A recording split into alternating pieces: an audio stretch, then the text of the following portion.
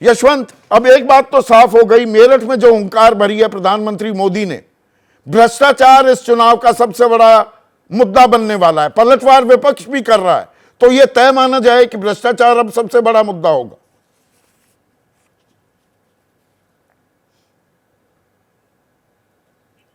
Unmute कीजिए यशवंत। माफी चाहता हूं, आपको आवाज है मेरी? हाँ, लाउड एंड क्लियर।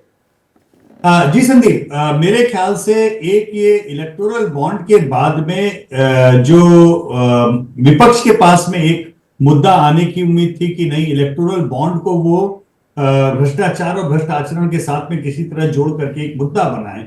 मुझे लगता है कि ये प्रीएम्प्टी नहीं है, बल्कि बड़ा ऑफेंसिव तरीके से उसकी दिशा में प्रहार है। मतलब मैं अगर इसे एक सेकंड के लिए बीच में रोक रहा हूं, अभी तक प्रधानमंत्री मोदी विपक्ष को अपनी पिच पर खिलाते आए हैं 10 साल।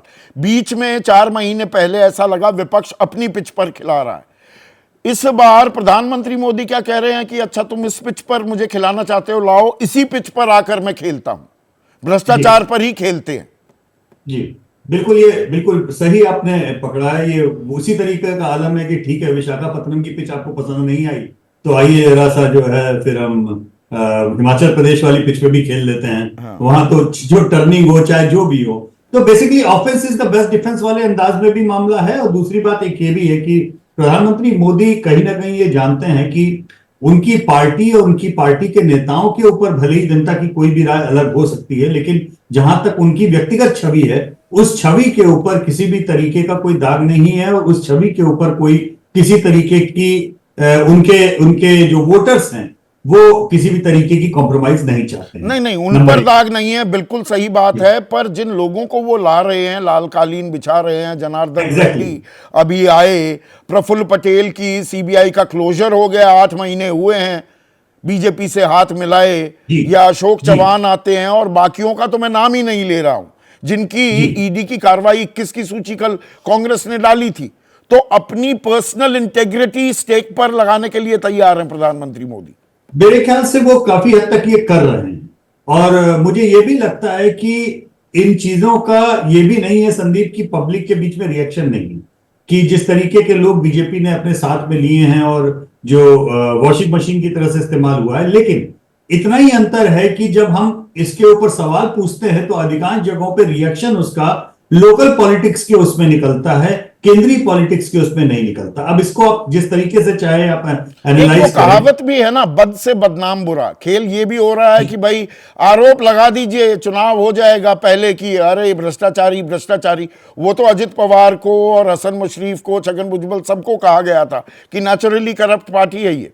70,000 करोड़ का आरोप लगा था। तमाम आरोप लगे। हाँ। तमाम आरोप लगे। इतना ही नहीं, जितने उनके पास में बड़े नेता उन्होंने आयात किए अपने यहाँ पर, उनमें भी कहीं ना कहीं आरोप लगे। और आरोप लगने के बाद में पार्टी में आने के बाद में हटाया गया, ये बात भी जनता देख रही है। लेकिन सवाल आपने बहुत बढ़िया बात एक लाइन बोली कि प्रधानमंत्री ने अपनी व्यक्तिगत साख पार्टी के लिए लगा दी है, तो उसका उत्तर है हाँ। मुझे लगता है कि शायद ये एक तरीके से उसी जो स्ट्रेटेजी उनकी है, मोदी वर्सेस रेस्ट या मोदी वर्सेस वैक्यूम या मोदी की लीडरशिप वर्सेस वैक्यूम की लीडरशिप, उस चीज में वो अपने आप को आगे ले जाके रख रहे हैं। और उसका उनको फायदा अभी लोकसभा चुनाव में तो जरूर होता हुआ दिख रहा है।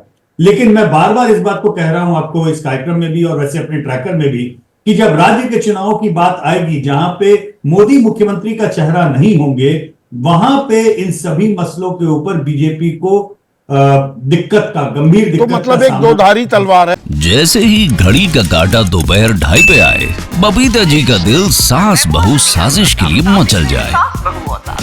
और ये है इनकी बहू, पूरे दिन ऑफिस की टेंशन हो जाए गॉन जब ये करें अपना फेवरेट शो फ्री टाइम पे ऑन। इनकी तरह आप भी देखिए अपना फेवरेट शो अपने टाइम पर और डाउनलोड कीजिए एबीपी लाइव ऐप अपने स्मार्ट टीवी पर।